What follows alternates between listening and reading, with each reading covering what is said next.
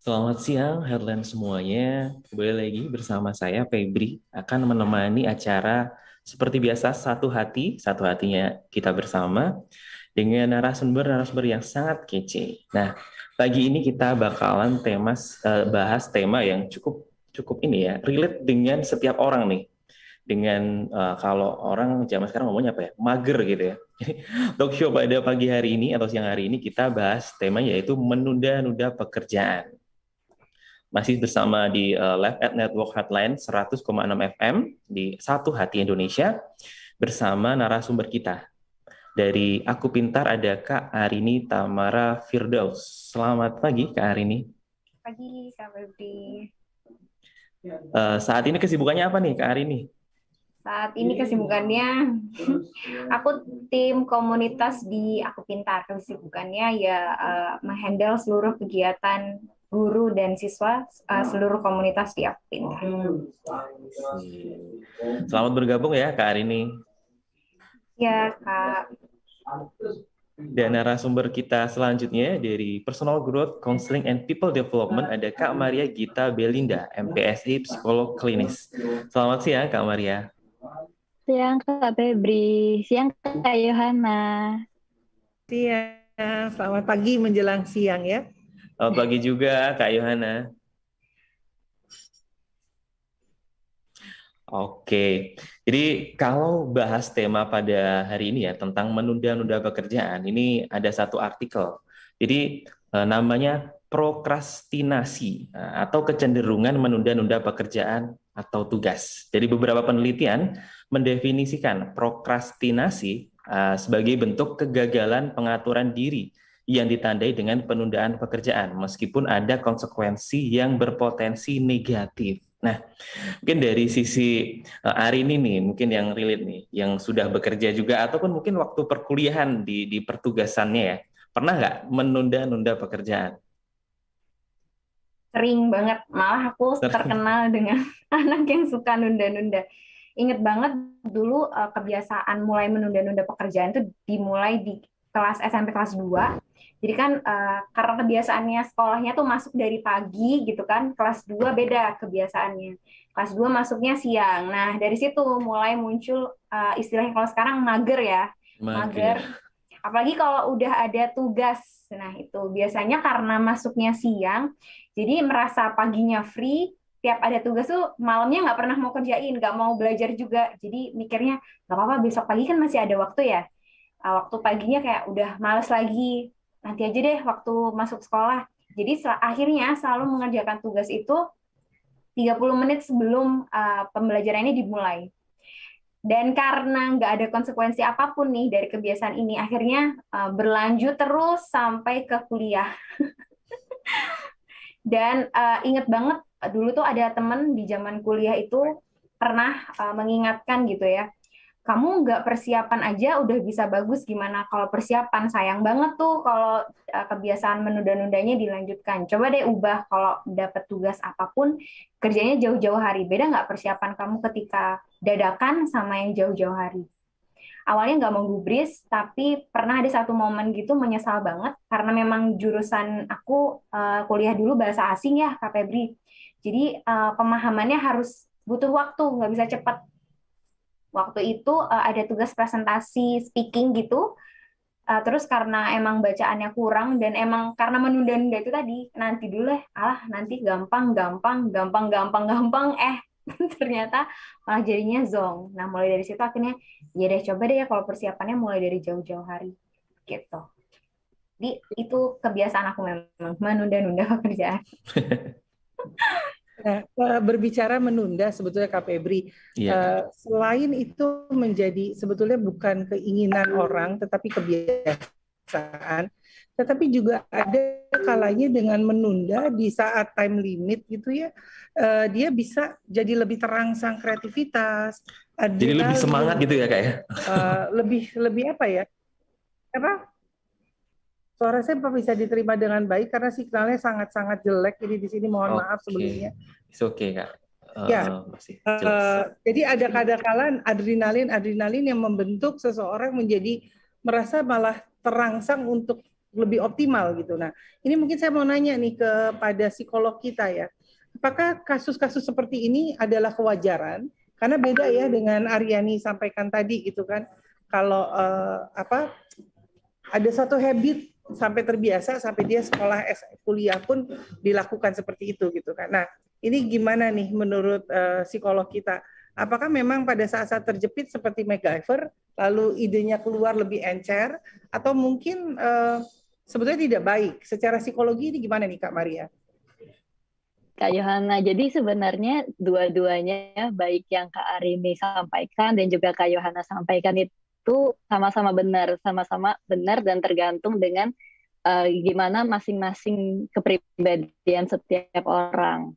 Kalau yang tadi Kak Yohana bilang kan ketika kita sedang udah mendekati deadline nih, kayaknya semangatnya jadi lebih banyak untuk bisa menyelesaikan tugas. Itu benar, karena ketika kita sudah ada deadline, kita udah tahu nih, misalnya deadline-nya tinggal 1 jam lagi. Berarti kita tahu kalau waktu kita 1 jam lagi, kita nggak ada waktu buat melakukan hal lain. Jadi kita akan berusaha untuk fokus mengerjakan soal itu. Karena kita menampilkan usaha buat fokus, otomatis hasilnya juga kita bisa lebih fokus. Makanya ide itu bisa berdampak.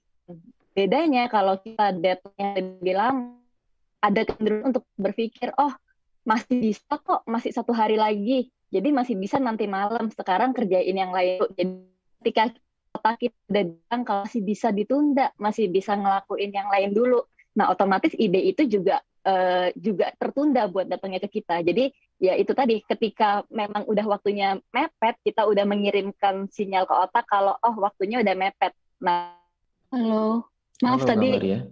iya, maaf Oke. tadi agak itu ya sinyalnya. Jadi intinya memang ketika deadline-nya itu semakin mepet kan otomatis kita udah mengirimkan sinyal ke otak kita untuk oh deadline-nya sebentar lagi nih kita harus selesaiin. Nah, tapi ketika masih ada waktu yang cukup lama, memang ada kecenderungan untuk oh nanti aja. Jadi makanya ide-ide itu cenderung lebih sering datang ketika waktunya sudah mepet gitu. Dan secara psikologis apakah ini wajar, tidak mengganggu kesehatan mental seseorang? Karena kan ada tekanan yang lumayan ya, seru dengan deadline tadi. Dan saya nggak tahu apakah ini juga mempengaruhi keoptimalan dalam hasil.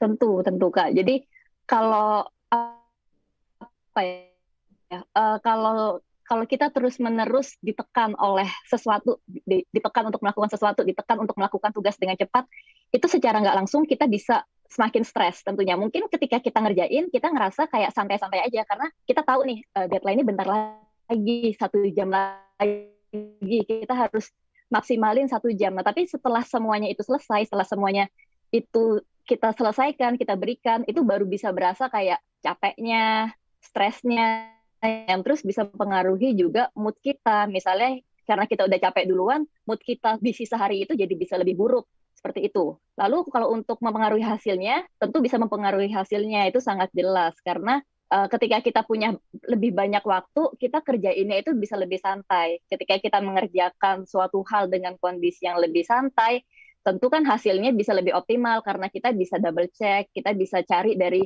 referensi-referensi lain. Beda dengan kalau waktunya terbatas kan apa yang kita temukan ya itu yang kita pakai gitu. I see. Oke. Nah, kenapa saya bertanya? Karena ini terjadi kepada saya gitu ya. Kalau hari ini mungkin pola, tetapi karena saya ini kadang-kadang juga banyak yang paralel ya, satu waktu harus mengerjakan Multitasking beberapa. gitu ya, kayak. Dan kadang-kadang ya, tapi kadang-kadang Kak Febri itu deadline-nya itu bersamaan tuh. Nah, itu lumayan tuh. Makanya saya nanya, ini akan jadi gangguan jiwa apa enggak saya? Oke. Jadi menarik banget ini Kak Ayo ya. Aku juga pernah ini Kak Ayo, aku nge-MC suatu acara.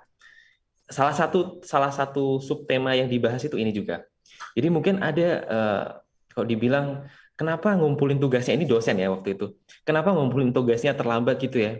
Karena hari ini ada berapa mungkin 3 atau 4 tugas yang dikumpulkan secara bersamaan gitu ya.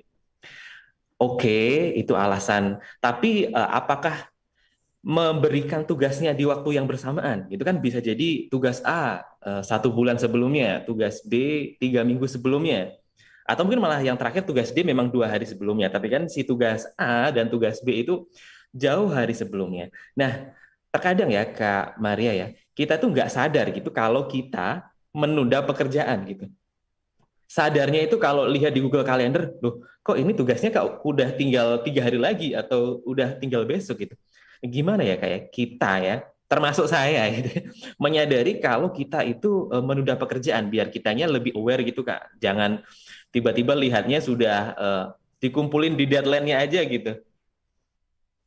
Oke, mungkin hal yang simple untuk disarankan tapi sulit untuk dilakukan adalah ketika kita dapat tugas, usahakanlah buat langsung kerjain tugas itu. Mungkin nggak mesti langsung selesai ya, Kak Febri, Kak Yohana, dan Kak Arini. Kayak dicicil aja, misalnya tugas yang pertama waktunya 1 bulan. Ya udah kita cicil aja kira-kira dalam waktu 1 bulan ini, di minggu pertama ini berarti kan kita harus bikin sepertinya seperempatnya. Kira-kira bisa bikin bagian mana ya? Jadi kita bikin deadline pribadi buat diri kita sendiri. Nah, jadi dengan adanya deadline pribadi itu, kita bisa lebih fokus buat ngerjain hal yang bisa kita cicil-cicil. Jadi nggak numpuk di akhir. Kalaupun nantinya akan ketambahan tugas yang lain, paling nggak udah nggak terlalu berat karena udah ada yang kita cicil. Lalu kalau saya pribadi, saya itu selalu kasih selain deadline yang ditetapkan oleh dosen atau dulu pas sekolah oleh guru, sekarang oleh atasan kerja, saya itu selalu kasih diri saya deadline pribadi yang biasanya itu 1 atau 2 hari lebih cepat daripada deadline yang ditentukan. Jadi kalaupun deadline-nya, kalaupun saya itu kerjainnya udah misalnya udah benar-benar sibuk sehingga harus bisa dikerjainnya itu di waktu yang benar-benar mendekati deadline saya, paling nggak saya nggak akan melewatkan atau saya nggak akan terburu-buru ketika udah mendekati deadline yang sebenarnya itu. Jadi selalu buat deadline pribadi yang lebih awal dibandingkan deadline yang sebenarnya, itu sebenarnya bisa sangat membantu. Ini menarik banget ya Kak Yo ya. Ini juga aku terapkan mungkin simpelnya di rumah gitu ya. Jam dinding di rumah itu selalu dimajukan kayak 10 Berapa menit menit? atau 15 menit gitu. Biar kitanya udah ini dulu gitu, nggak terlalu Tapi abis mepet. itu kamu bertoleransi gini, itu kan udah dimundurin duluan atau duluan. Nah, itu kadang-kadang apa ya? Toleransinya kebablasan nih. Nah, hari ini gitu ya, melihat tadi penceritaan kita gitu. Saya mau nanya dong sama hari ini, pernah nggak sih merasa pada saat deadline selesai, terus kamu menyesal, dalam tanda kutip, harusnya saya bisa tambah ini gitu loh. Pernah nggak sih ngalamin itu? Kadang pernah, tapi seringnya enggak. Karena menunda-nunda itu kan akhirnya waktunya kan makin sedikit ya. Kak Yu, Kak Febri, dan Kak Maria. Akhirnya merasa kayak ada sesuatu hal yang bikin menagih gitu loh. Serunya itu loh, serunya buru-buru, serunya kayak habis ini ngapain. Itu tuh serunya enak gitu, makanya betah. Betah untuk menunda-nunda. Tapi pernah juga ketika beban tugasnya besar gitu ya, terlalu berat gitu dan nggak optimal, pernah kayak merasa menyesal kayak harusnya kalau dikerjain jauh-jauh hari kita bisa double check ini ya, bisa ini ya gitu. Karena Arini itu tipenya orang yang spontan, jadi kalau ada apa langsung tek gitu. Nah, karena merasa dengan menunda-nunda ini polanya sama, jadi ya terbiasa untuk menunda-nunda sampai akhirnya berubah banget ketika setelah PKL ya. Jadi kuliah itu pernah ada PKL gitu di sebuah penerbitan buku. Nah, itu dikasih tahu tuh, dikasih diajarin. Karena kalau penerbitan buku kan full sama teks ya, jadi harus ada yang dibaca gitu-gitu, perlu waktu. Nah, karena sering menunda-nunda itu kayak nanti aja. Akhirnya ditegur tuh. Coba deh sekarang kamu challenge dirimu, usahain sehari itu kamu bisa ngelakuin apa aja. Nah, mulai dari situ akhirnya mulai sadar kalau oh iya ya, kalau dikerjainnya nyicil-nyicil, aku bisa lebih teliti lagi dari hal yang detail-detail itu. Tapi kalau menunda-nunda emang sukanya itu karena ada keseruan di situ, jadi kayak menarik gitu loh untuk dilakukan terus-menerus. Nah, aku jadi pengen tanya ke Kak Maria, itu wajar atau cuman aku ya yang merasa seperti itu ya Kak? Keseruan menunda-nunda itu Kak? Keseruan coba. Silakan Kak Maria. Keseruan menunda-nunda ya. Sebenarnya itu balik lagi sih ke tiap orang tuh beda-beda. Jadi kalau Arini itu memang ngerasain serunya nih, ada sensasinya ketika ngejar-ngejar. Jadinya karena ngerasa itu seru, jadi diulangin lagi dan masih belum ada seperti mungkin masih belum ada konsekuensi negatif dari nunda-nunda itu mungkin ya. Tapi buat banyak orang juga termasuk saya, kalau nunda-nunda itu ada rasa anxious, jadi kayak cemas, kayak aduh ini kalau pergi dulu yang ini belum dikerjain nanti keburu nggak ya. Dan kalau saya tuh kalau udah deketin deadline, bukannya ide-idenya itu bisa masuk, tapi jadi nggak bisa masuk sama sekali karena udah cemas duluan. Jadi beda Kak, masing-masing orang. Tapi memang ada bahkan banyak orang yang kayak Kak Ari nih, jadi memang udah deadline itu semakin semangat aja, seneng aja, sensasinya mengejar deadline, menyelesaikan tugas yang udah mepet itu seneng, itu banyak banget juga. Tapi ada juga nih sebagian lainnya yang ketika udah deadline malah udah otaknya udah nggak bisa diisi apapun karena saking cemasnya. Jadi memang ada dua sisi yang kayak gitu. Menarik ya. Memiliki dua sisi gitu. Kepribadian juga banyak sih, banyak kepribadian. Nah, apakah seseorang yang memiliki dua kepribadian dalam tanda kutip dua sisi ini dikonotasikan normal sampai dia tua, atau memang sebetulnya harus ada perbaikan-perbaikan yang seharusnya sebetulnya hanya cukup satu sisi.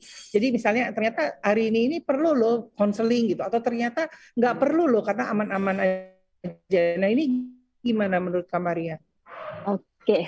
Jadi selama segala sesuatu yang kita lakukan dengan cara kerja kita itu nggak mempengaruhi kehidupan kita sehari-hari. Misalnya nggak membuat kita jadi malas buat ngelakuin apapun, nggak membuat kita jadi stres, nggak membuat kita jadi moody, nggak membuat kita jadi nggak bisa menyelesaikan tugas yang harusnya kita kerjakan, itu masih fine Kak Yohana. Jadi misalnya kalau saya tadi sebenarnya kalau saya nunda-nunda pekerjaan itu saya yang jadi cemas karena saya nggak jadi bisa untuk dapat ide tentang apa yang harus saya kerjakan. Nah itu kan saya sudah mengganggu keseharian saya. Nah itu artinya sudah harus diubah begitu. Tapi kalau misalnya dengan menunda pekerjaan saya bisa dapat banyak ide seperti Kak Arini. Nah, itu saya masih bisa meneruskan, tapi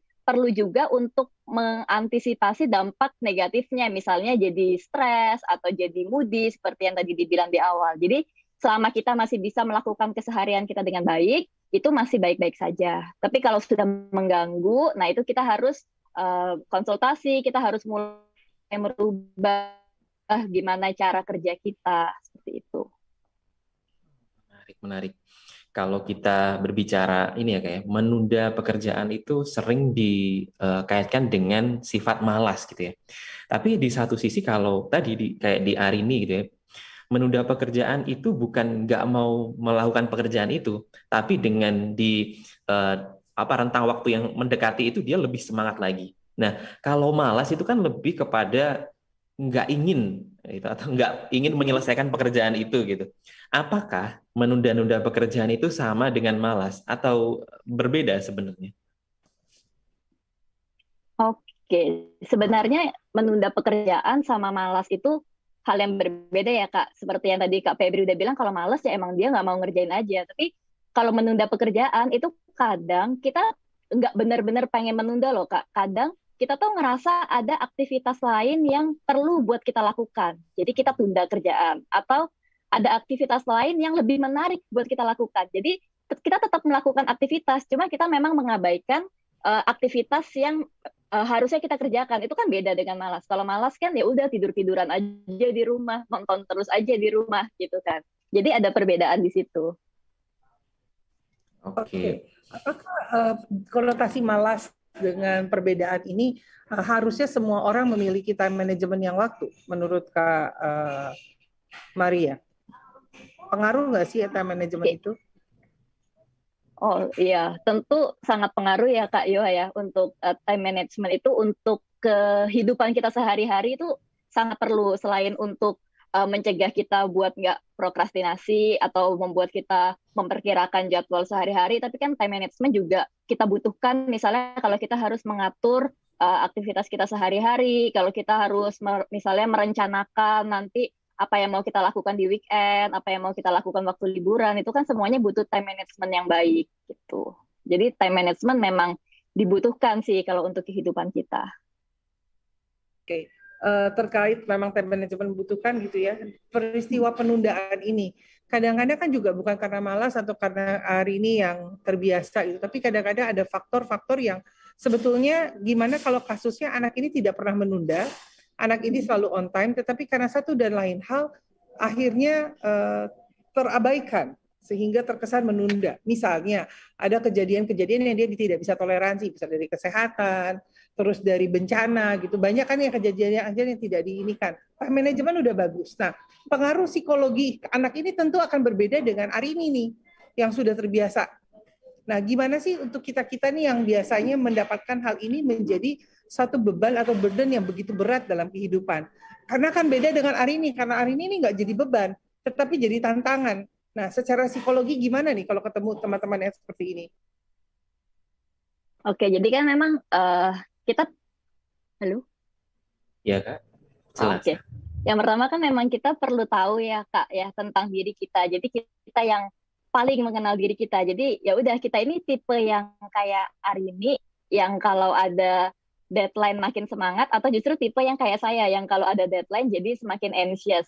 Yang pertama kita kenalin itu dulu. Nah, dari pengenalan diri kita terhadap dua hal ini aja kan udah bisa membuat kita untuk menentukan sebaiknya kita itu seperti apa sih, tipe yang mencicil atau tipe yang ya udah langsung aja dikerjain ketika deadline-nya sudah mendesak. Tapi memang ada hal-hal yang terjadi di luar kontrol. Misalnya kalau tadi Kak Yohana bilang ada kondisi kesehatan. Nah, di sini sebenarnya kalau kita jadi tidak mengerjakan suatu hal karena ada kondisi force major seperti itu, ini sebenarnya kan nggak bisa dikatakan sebagai prokrastinasi atau menunda pekerjaan. Nah, tapi itu memang mempengaruhi diri kita, apalagi kalau orangnya itu orang yang cemasan, orang yang overthink. Jadi kan dia kayak menganggap kalau, aduh parah banget sih, masa ini nggak bisa dikerjain, rasa bersalahnya itu bisa jadi lebih besar. Nah, sini yang bisa kita lakukan adalah kita harus menyadari kalau tidak semua hal bisa kita kontrol. Ada hal-hal yang nggak bisa kita kontrol, tapi itu semua akan baik-baik saja selama kita sudah melakukan yang terbaik yang kita bisa. Jadi ketika ada hal-hal yang nggak bisa kita toleransi, lalu menyebabkan kita jadi kesannya menunda pekerjaan, ya udah berarti next time kita bisa melonggar.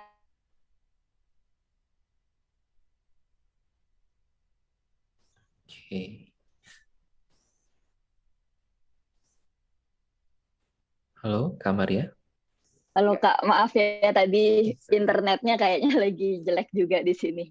Ya jadi tadi saya sempat sampaikan kalau misalnya memang ada hal-hal yang terjadi di luar dugaan, tapi selama kita sudah mengusahakan yang terbaik, yaitu kita harus tetap apresiasi diri kita.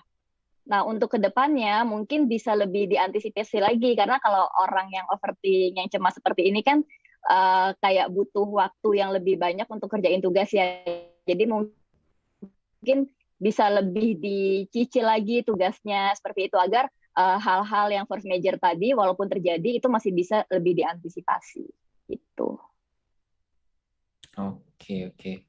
Ini menarik nih, Arini malah lebih tertantang kalau menunda seperti itu.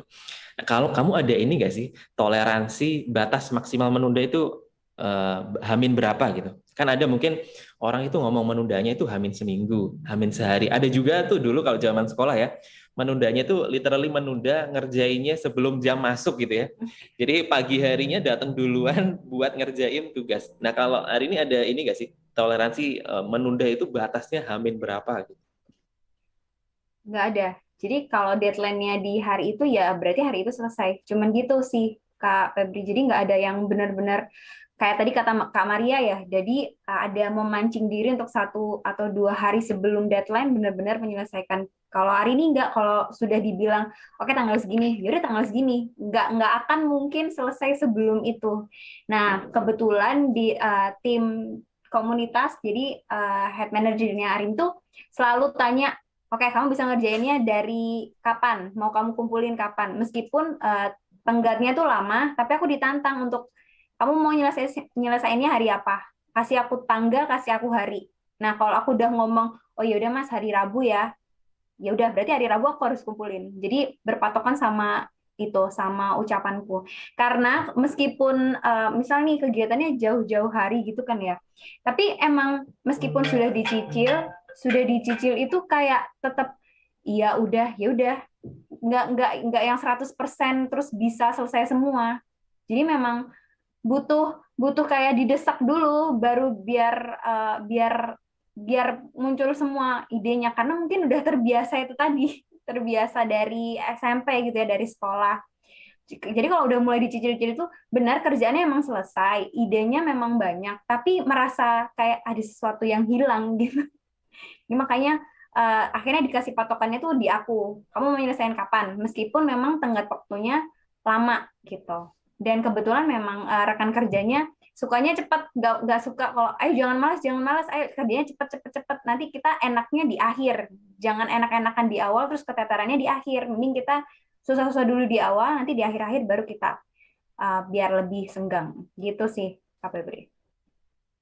Oke.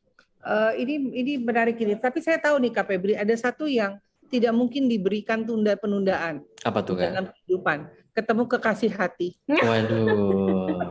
Ketemu ayang Kak kalau zaman sekarang. Ketemu ayang. Ayang zaman now ya. Oh oke deh. Pasti dia nggak mau menunda, malah kalau bisa mempercepat itu ya. Nah, ini kan lucu ya Kak Maria, bisa dikatakan gini, sebetulnya dia tipikal orang yang senang menunda dalam tanda kutip tadi kayak hari ini. Tapi kenapa kalau untuk yang satu itu malah dia tidak mau menunda tuh? Kak Yohana, Kak Arini, maaf tadi saya sempat kelempar. Sesuatunya itu kayak apa ya tadi?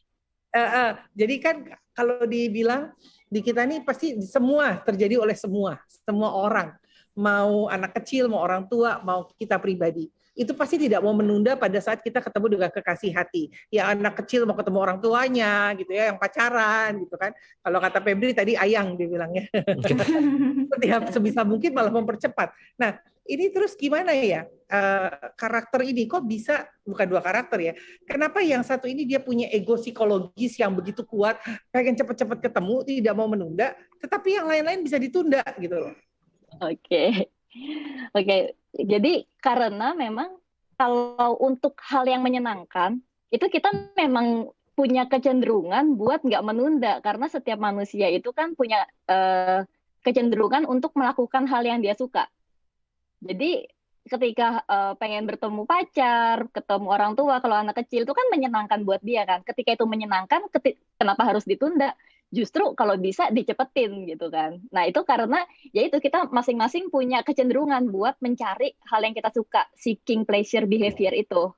Nah tapi kalau tugas atau kerjaan itu kan sesuatu yang belum tentu kita suka, bahkan kebanyakan kita nggak suka. Jadi kenapa sih kita harus ngelakuin hal yang kita nggak suka di saat sebenarnya kita bisa ngelakuin hal lain yang lebih kita suka gitu. Jadi kalau prokras itu kan biasanya orang-orang bukannya nggak ngerjain apa-apa kan, tapi dia kerjain hal lain yang menurut dia lebih seru, menurut dia lebih menyenangkan buat dia lakukan. Jadi ya itu karena dia pengen mencari kenyamanan, mencari kesenangannya dulu, baru nanti belakangan yang susah-susah gitu.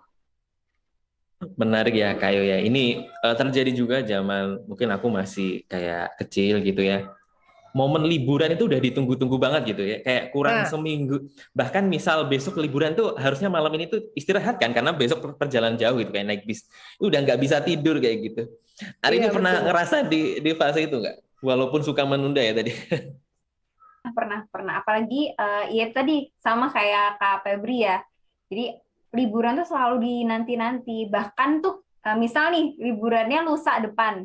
Itu tuh bisa excitednya 2 hari sebelumnya. Jadi kayak, aduh habis ini aku ngapain ya, persiapan apa ya gitu. Nah karena excited itu akhirnya kerjaan-kerjaan yang harus dituntaskan sebelum liburan ini nggak kepikir. Kayak udah deh, aku mau excited yang ini dulu. Nah, keseruan-keseruan itu tuh yang akhirnya bikin makin membiasakan kebiasaan untuk menunda-nunda itu. Jadi, tapi aku mau tanya ke Kak Maria, gimana sih Kak caranya biar aku ada pengurangan gitu loh untuk menunda-nunda? Karena dari awal kayaknya udah kebiasaan ya sampai dengan sekarang. Sedangkan di dunia kerja kan dituntut untuk selalu profesional. Karena memang ya tuntutannya emang seperti itu gitu. Nah, aku takutnya nanti pernah itu juga karena kebiasaan mungkin flow kegiatannya full gitu ya Kak, terus tiba-tiba lengang. Nah, lengang ini bukan bikin aku semakin semangat untuk mengerjakan tugas, malah makin kayak ya udah kan ini waktunya masih panjang, ini masih ada, aku masih bisa ngapa-ngapain. Nah, akhirnya makin sering untuk ada keinginan kayak gampang nanti aja, gampang nanti aja. Itu kan akhirnya jadinya negatif kan, Kak Maria. Gimana tuh kalau kayak gitu, Kak? Oke, jadi better kita bikin prioritas sih, Kak Arini. Jadi kayak prioritas kita itu apa? Dan hal-hal yang kita senengin, misalnya tadi liburan, itu bisa kita jadiin reward. Misalnya, contohlah gini ya, kita ada kerjaan yang harus diselesaikan 1 minggu, tapi dalam 2 hari nanti kita mau pergi. Kita perginya cuma misalnya 4 hari, jadi kita masih ada waktu tuh nanti dari selesai liburan sampai deadline tugas, dan kita berpikir bisa kok dikerjain di 1 hari itu, deadline-nya kan masih besoknya. Nah, sementara yang pas sebelum liburan masih kosong nih, masih nggak ada apa-apa, jadi better siapin dulu. Nah, di sini kita bisa bikin prioritas, Kak. Jadi misalnya kalau yang penting buat kita sekarang kan tentunya adalah pekerjaan kita. Karena kalau kita nggak menyelesaikan pekerjaan kita, itu bisa berdampak banyak hal. Misalnya berdampak ke karir kita. Nah, terus bisa berdampak juga ke gimana performa kita waktu ngerjainnya. Nah, jadi dengan adanya tujuan itu, kita bisa memacu diri sebenarnya buat, oke, aku mau kerjain dulu nih, memprioritaskan dulu apa yang harusnya dikerjakan. Nah, si liburan ini, aktivitas yang menyenangkan ini, bisa kita jadiin reward, semacam hadiah. Jadi, setelah kita selesaiin kerjaan kita akan dapat reward berupa liburan yang menyenangkan tanpa diganggu, liburan yang menyenangkan tanpa kepikiran kerjaan. Terus bisa juga kita pikirin kalau itu 1 hari itu tuh yang habis dari pulang ke waktu deadline, itu bisa kita pakai buat istirahat loh sebenarnya. Jadi ketika besoknya kita mulai kerja lagi, kita udah bisa lebih semangat, udah bisa lebih on lagi, udah nggak capek lagi karena nggak capek harus kejar deadline di 1 hari itu. Jadi dengan bikin prioritas, terus bikin plus minus dari masing-masing pilihan kita, itu bisa jadi cara sih Kak Arini untuk gimana sih kita biar bisa memotivasi diri kita gitu. Berbicara tentang motivasi nih Kak, kadang-kadang kita tuh suka gini, menaruh motivasi itu perlu nggak sih ada indikator alat ukurnya gitu. Mampukah kita atau memang sebetulnya kita taruh aja motivasi tertinggi-tingginya sehingga kita berusaha mengejar motivasi itu. Jadi untuk menentukan motivasi ya kayak ya. Untuk motivasi itu Oke. Untuk menentukan motivasi itu balik lagi ke diri kita yang tahu. Sebenarnya kalau untuk menentukan target, menentukan yang ingin kita capai, itu kalau untuk men-set yang tinggi banget, itu sebaiknya dihindari. Karena walaupun katanya gantungkan cita-cita setinggi bintang di langit, tapi kalau ketinggian nggak realistis buat kita, itu juga kita akan ngos-ngosan buat mencapainya. Dan ketika misalnya nggak tercapai, itu kita bisa jadi sedih, kita bisa stres sendiri. Jadi yang paling bagus itu adalah kita menentukan yang realistis aja. Mungkin di sini Kak Febri, Kak Yohana, sama Kak Arini familiar dengan istilah SMART goals ya. Jadi ketika kita mau menentukan tujuan itu ingat aja SMART goals ini. Tujuannya itu harus spesifik. Spesifik itu artinya jelas. Aku mau nyelesain tugas hari ini jam 10 malam. Itu kan udah spesifik. Measurable. Measurable-nya itu jam 10 malam tadi selesai atau enggak. Jadi ketika nggak selesai, itu kan berarti ya udah ketika dia udah melewati jam 10 malam. Terus attainable, realistis tugasnya itu maunya selesai jam misalnya harus menulis harus translate buku 10 halaman tapi deadline-nya cuma dibikin 1 jam, kan itu kan agak nggak realistis ya. Jadi kalau bikin tujuan itu juga harus realistis, dan yang satu lagi itu ada time-nya, seperti itu. Smart goals. Smart goals. Nah, smart. Goalnya nggak cuma goal dari sepak bola atau permainan-permainan nih Kak Febri. Ternyata itu harus ada goalnya. Karena kita adalah smart people gitu ya. Iya dong. Kita bukan iklan ya. Oh, enggak. Kak Maria tadi mungkin sedikit kembali yang tadi ya. Ketika tadi ketemu ayang atau ketemu orang tua atau mau liburan, itu kan kita memang pada fokusnya lebih ke hal-hal yang menyenangkan daripada ke pekerjaan kita. Tapi di sisi lain nih Kak, aku baru-baru ingat juga kalau terkadang justru para muda-mudi nih yang lagi galau gitu ya, lagi entah putus cinta atau apa, itu malah sama, mereka juga lebih memfokuskan rasa sedihnya daripada ngerjain apa yang harusnya dikerjakan. Apakah rasa sedihnya ini juga sebenarnya sama seperti rasa bahagia tadi yang akhirnya mengalihkan pekerjaan yang harusnya dikerjakan lebih cepat akhirnya ditunda-tunda? Sepertinya Kak Maria masih belum terkonek. Freeze ya. Nge-freeze ya, nggak apa-apa. Nah, kalau sambil nunggu Kak Maria nih, Kak Febri pernah nggak sih menunda suatu pekerjaan dan akhirnya menyesal seumur hidup? Seumur hidup loh, maksudnya sampai sekarang nih. Oke, dipikir-pikir dulu nih, jangan sampai salah jawab ini. Karena pertanyaan seumur hidup nih menyesalnya. Kalau sampai seumur hidup sih belum pernah sih Kak Ayo. Tapi kalau dalam beberapa... Gimana? Beberapa saat pasti pernah. Seperti tadi yang Arini tadi sampaikan, pernah suatu ketika ada tugas. Ini waktu itu nyesalnya sampai 1 semester tuh Kak Ayo. Jadi karena waktu itu waktu kuliah juga sibuk dengan organisasi, terus ini salah satu mata kuliah yang kayaknya rada dikesampingkan waktu itu. Karena yang lainnya banyak menghitungnya, aku jurusannya teknik, ini waktu itu mata kuliahnya nggak terlalu banyak menghitung. Akhirnya ada beberapa tugas yang nggak aku kumpulkan dan nilainya itu jelek banget waktu itu. Lulusnya lulus tapi jelek, akhirnya di semester berikutnya aku ngulang lagi tuh untuk memperbaiki nilainya. Jadi itu salah satu yang aku sesalkan. Oke, ini Kak Maria sudah bergabung dengan kita. Mungkin kembali Kak Febri bisa bantu ulang pertanyaan yang disampaikan sebelum kita bahas penyesalannya Kak Febri. Aduh.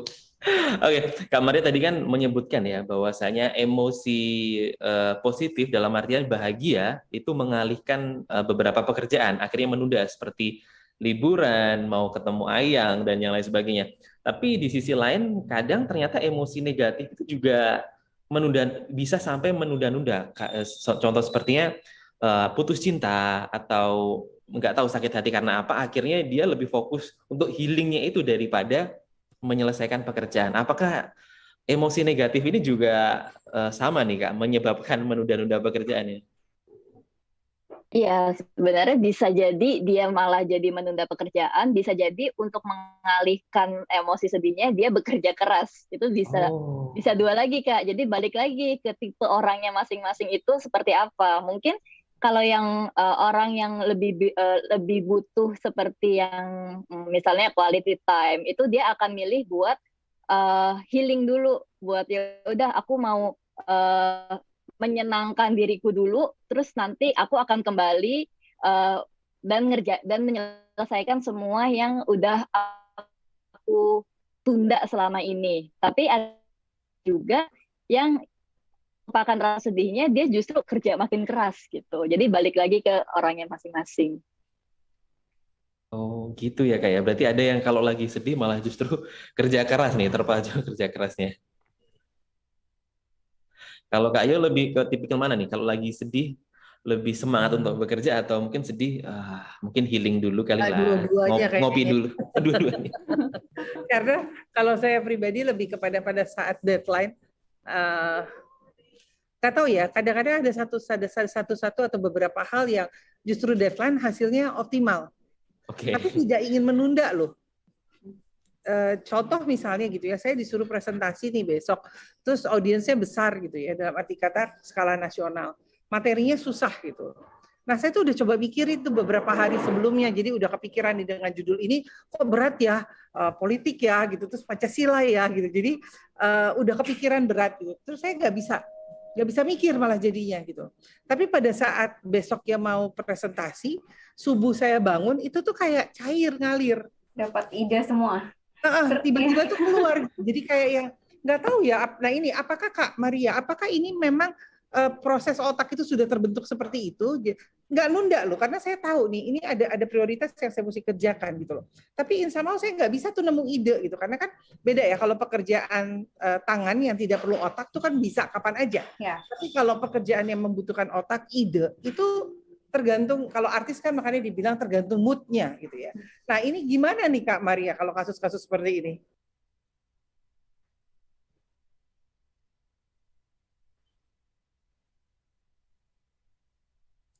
Halo, Kak Maria.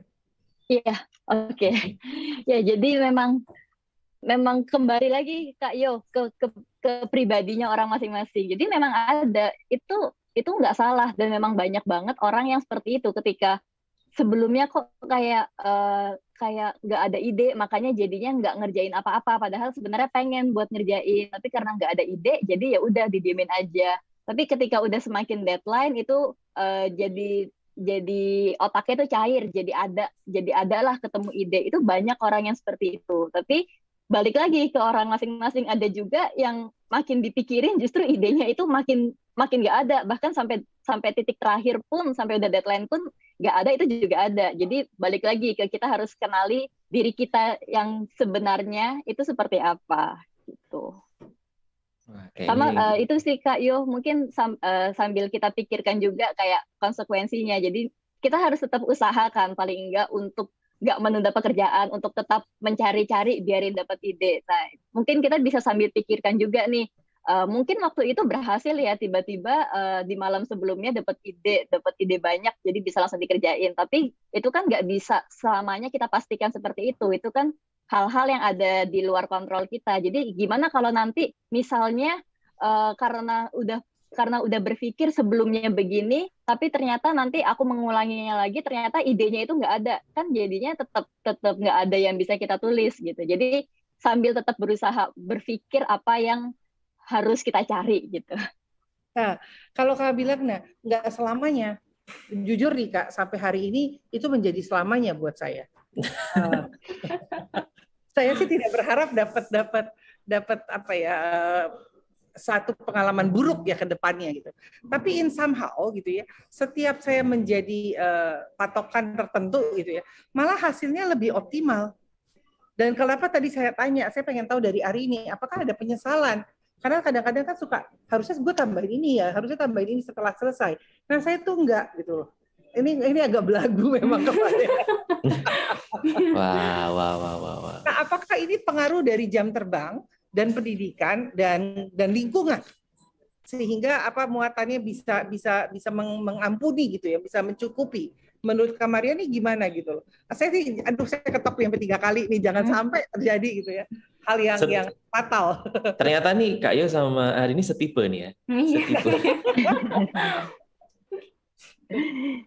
Iya, jadi pengaruh lingkungan itu memang besar banget ya Kak Yo hari ini. Selain kembali ke kitanya masing-masing, tapi pengaruh lingkungan itu juga besar. Jadi kita kasih contoh nih, misalnya ada anak yang dia sukanya nunda-nunda pekerjaan misalnya, tapi ketika dia diingatkan oleh orang tuanya, ketika dia melihat cara kerja orang tuanya yang mungkin nggak suka nunda-nunda pekerjaan, nah itu kan kayak ada respons dari lingkungan yang beda dengan kebiasaan dia sehari-hari. Nah, ketika dia melihat kalau kayaknya lebih enak ya mamaku aja kayak gini, nah itu dia bisa aja berubah, jadi kerjanya ngikutin mamanya caranya. Nah, itu salah satu pengaruh lingkungan yang juga besar. Jadi memang selain dipengaruhi oleh kitanya, juga dipengaruhi oleh lingkungan gitu. Dampak yang kita peroleh itu kan juga sebenarnya dari lingkungan ya. Misalnya ketika kita kerjain tugas terus misalnya banyak yang miss, itu kan sesuatu yang ada di lingkungan kan, sesuatu yang sebenarnya bisa kita antisipasi gitu. Yang tadi dijelaskan Kak Maria sama banget yang aku alami. Aku suka nunda-nunda, tapi kedua orang tua tuh terplanning gitu, tertata rapih gitu kalau mengerjakan sesuatu. Dan keduanya tuh nggak pernah capek untuk mengingatkan, ayo, ayo dikerjain, ngapain sih, nunggu apa lagi, apa yang kamu tunggu buat ngerjain tugasmu gitu. Sampai akhirnya, tapi prosesnya lama itu, Kayu, Kak Febri sama Kak Maria. Jadi yang dari SMP sampai akhirnya mulai dari sekarang merubah sedikit-sedikit itu panjang prosesnya. Karena itu tadi, sudah mulai merasa nyaman menunda-nundanya.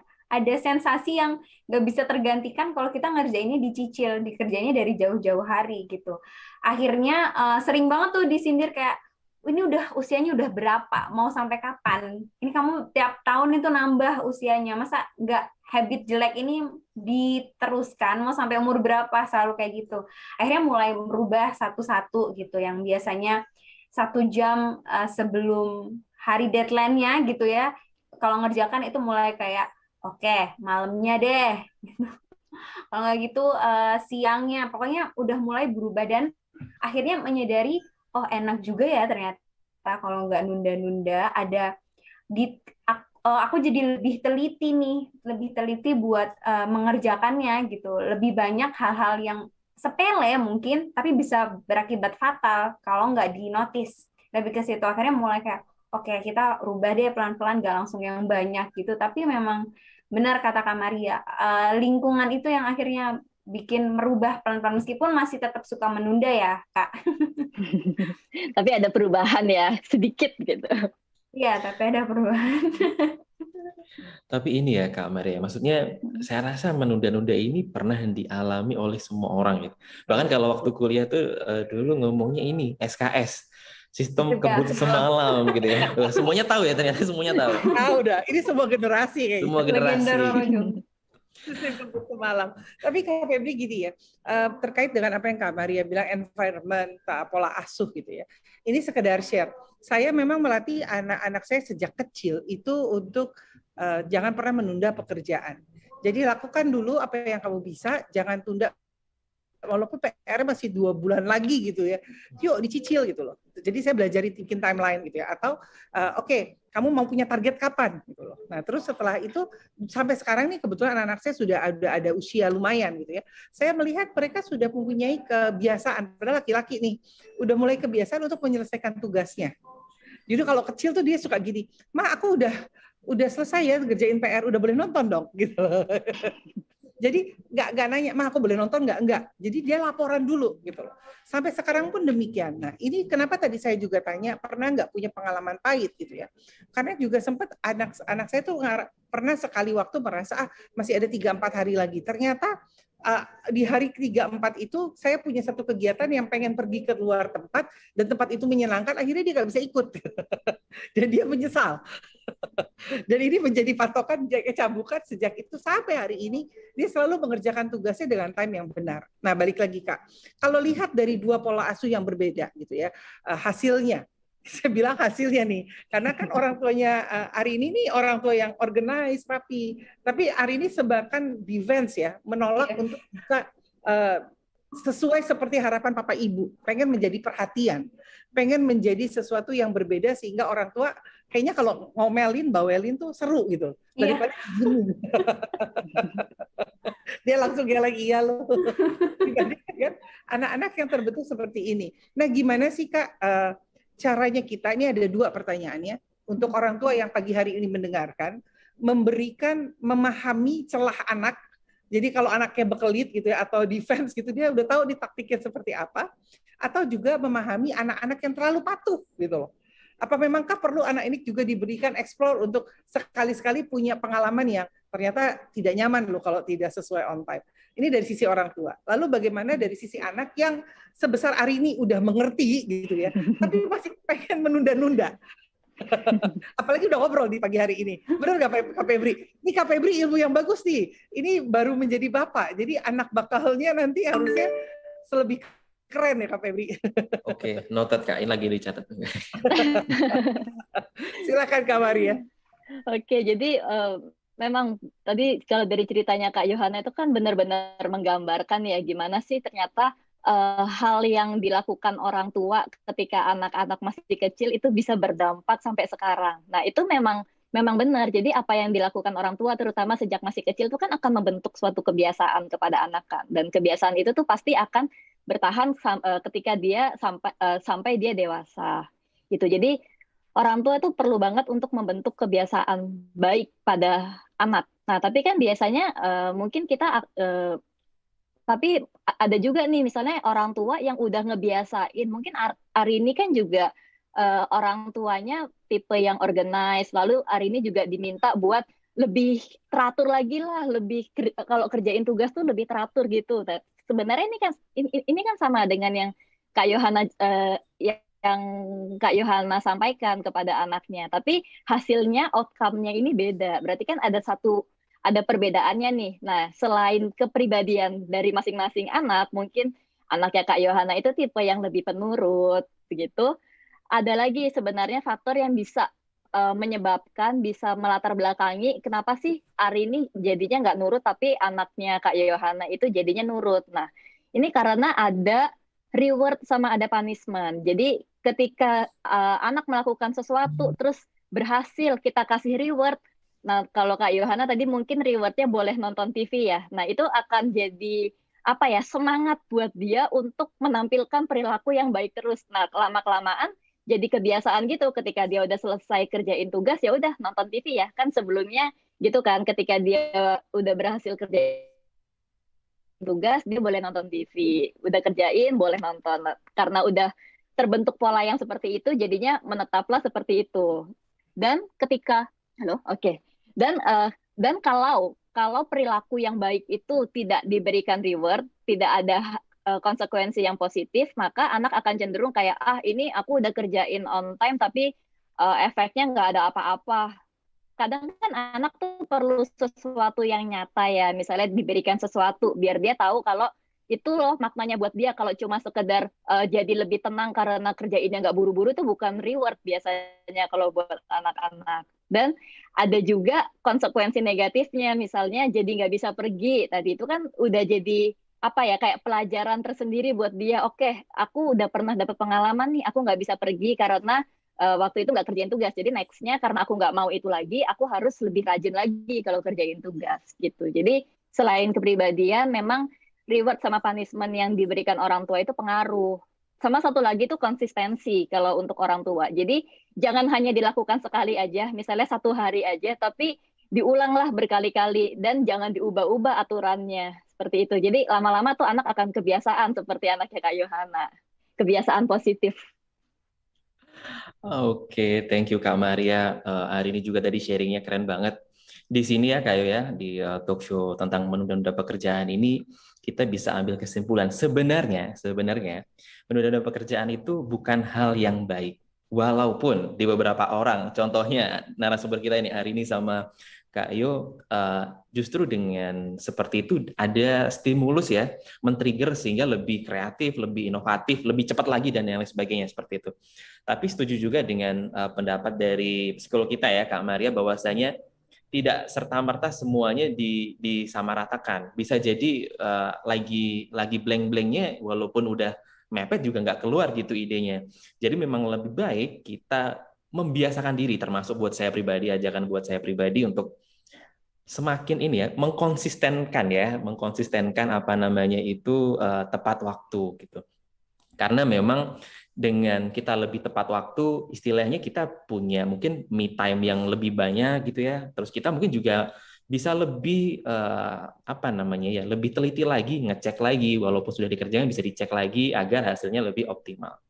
Dan karena kita sudah di penghujung acara, mungkin ya Kak Ayu ya, mungkin sepatah dua patah kata mungkin ya terakhir dari Kak Maria dan Kak Arini mungkin untuk ajakan nih untuk headliners semuanya, biar kita lebih kita lebih tepat waktu lagi.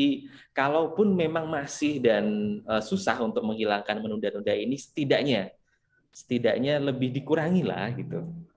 Silahkan dari Kak Arini dulu. Kalau aku mungkin sedikit aja ya Kak Febri, kayak yang lebih bisa menjelaskan dari Kak Maria. Ada teman yang selalu mengingatkan jangan mau untuk jadi lebih buruk atau sama dari hari yang sebelumnya.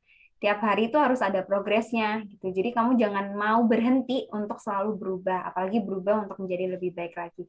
Semoga hardliners semuanya di sini mau untuk mengurangi habit-habit buruknya biar bisa berprogres di setiap harinya. Gitu aja Kak Febri dan Kak Yohana. Thank you, Arini. Silakan, Kak Maria. Ya,